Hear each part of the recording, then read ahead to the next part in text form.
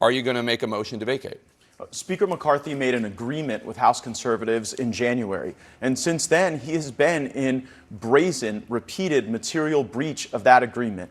This agreement that he made with Democrats to really blow past a lot of the spending guardrails we had set up is a last straw. And then overnight I learned that Kevin McCarthy had a secret deal with Democrats on Ukraine. So as he was baiting Republicans to vote for a continuing resolution without Ukraine money, saying that we were going to jam the Senate on Ukraine, he then turns around and makes a secret deal. Now, I know you and I probably have different views on U.S. involvement in Ukraine, but however you think about that question, it should be subject to open review, analysis, and not some backroom deal. So I do motion to vacate tomorrow?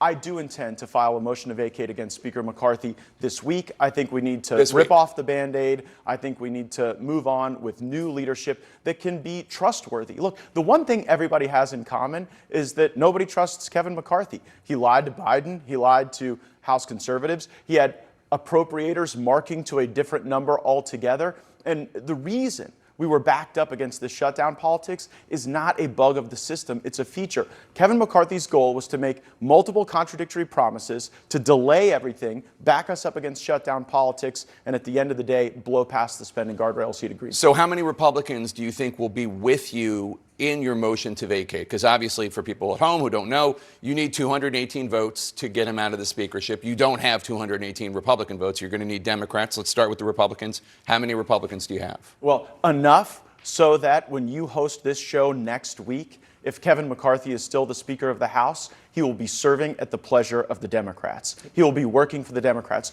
The only way Kevin McCarthy is Speaker of the House at the end of this coming week is if Democrats bail him out. Now, they probably will. I actually think that when you believe in nothing, as Kevin McCarthy does, everything's negotiable. Okay, but I think he'll cut a deal with the Democrats. Let's be honest here, though, because if you succeed in vacating him, you also will have to make a deal with the Democrats. You also will have to get Democratic votes to kick him out.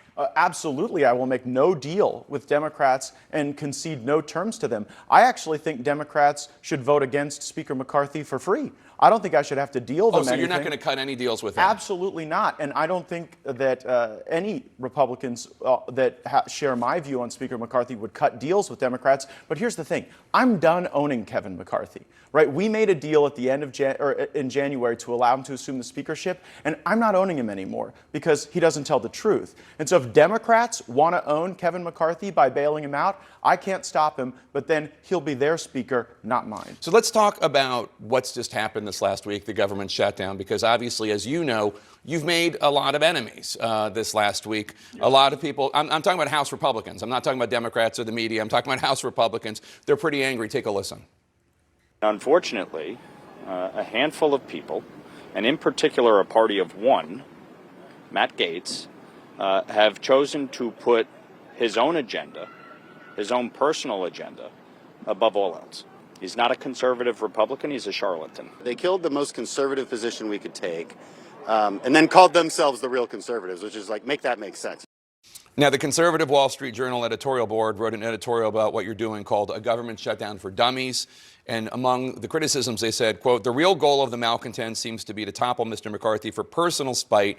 It's also pointlessly stupid with failure foreordained. Their constituents wanted conservative policies, but the Gaetz Republicans are playing personal games. What do you say to these conservatives, these Republicans? Well, I think what's really stupid is sitting atop a $33 trillion debt, facing $2.2 trillion annual deficits while the world is de-dollarizing.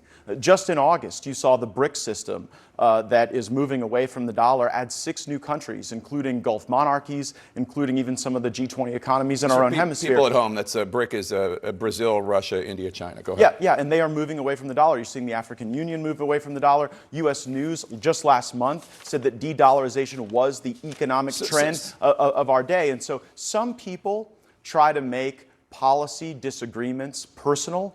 because their own policy failures are so personally embarrassing. But this isn't personal, Jake. Yeah. This is about spending. This is about the deal Kevin McCarthy made. If Kevin McCarthy didn't want to keep the deal to return to pre-COVID spending, if he didn't want to keep the deal to have single subject spending bills, not vote for government spending all up or down at once, then he shouldn't have made that deal. So this is about keeping Kevin McCarthy to his word. It's not about any personal animus or dispute. But let's talk about this, because Speaker McCarthy argues that he had a bill on Friday that would have put forward less spending than what actually has now become the law for the next 45 days. That would have gone to the Senate. The Senate would have voted for their own bill, and then in a conference committee, there would have been a negotiation, and what would have become the law of the land for the next 45 days would have been less spending than what actually is now the bill. Take a listen to Speaker McCarthy.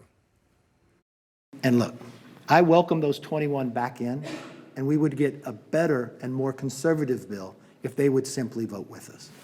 Their argument is your point about debt and deficit spending, which is not an inaccurate point, was actually harmed by the stunt, by the temper tantrum of the government shutdown. Well, that argument presupposes that the Senate was going to take up or conference that bill that McCarthy wanted. You already had Schumer speaking on the floor saying that they weren't even going to take that up. But there would have been a conference committee, and there would have had to have been a negotiation. First of all, that's never so what you're saying is that something would have occurred that has never occurred to negotiate a continuing resolution. I have never seen a conference committee in my 7 years in Congress, and I don't think one has occurred since the mid-90s where a continuing resolution has ever been conferenced. So you're asking your viewers to believe something that has never once happened. What has happened when the House has passed a continuing resolution is the Senate merely negotiates the feature of that continuing resolution by sending back what they want to send back, which is what they did. So we were always ending up here. Here's where I want to break the fever.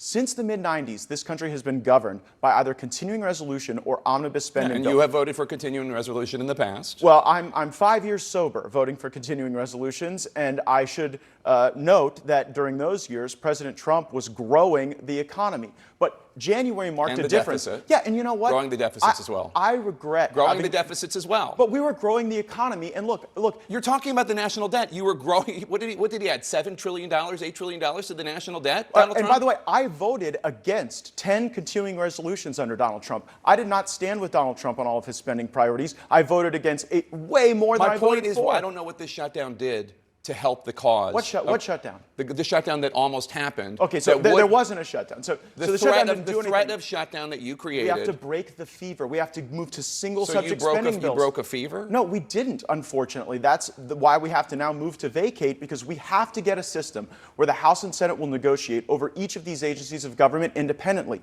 And I understand that in divided government, that means that you have to take into account the views of Senate Democrats, the views of the White House. But what I want to do? Of you course, understand that? Of course. Because you're on the floor of the House talking about what Kevin McCarthy needs to do is to allow line item vetoes by people like you. That's not true. Line item votes against the salaries of people who are investigating Donald Trump, the salaries of individuals who are offering sweetheart deals to Hunter Biden. That, to me, is not the language of somebody who understands the balance of power in House and the Senate and how all legislation actually functions. Well, I think I do. That, to me, is the language Jake, of somebody who is looking for clicks and likes and Fox hits, not somebody who actually is trying to reduce the debt. Well, you might want to check Fox. I haven't been hitting there as much recently. What I can tell you is that the way the legislative process works, as a 12-year lawmaker in the state and federal level, the House passes legislation, the Senate passes legislation, and then you work to iron out those differences. I believe the best way to advance the interests of the American people is for the House to take the most conservative position and then engage that negotiation. Where that negotiation has failed all Americans of all stripes is when it centers around what ornament you're going to hang on a continuing resolution or an omnibus bill. The responsible, sober, adult way to handle this is with individual spending bills open to amendment. And by the way, if people don't want to vote for the amendments that reduce salaries or cut spending or engage in programmatic analysis, they can vote no. And then the voters can hold people accountable. But the reason we sit atop a $33 trillion debt is because a system has been designed in Washington, D.C., where no one is responsible for the spending. But where are you I want when to it- force the votes. And here's what you're missing. McCarthy agreed to this. So you may not like this deal. You may think that it's too many votes and too much governing. But McCarthy agreed to it in January, and his breach of I don't that have an agreement opinion on is it a one way or problem. the other. And I actually agree with your position on the fact that Welcome aboard.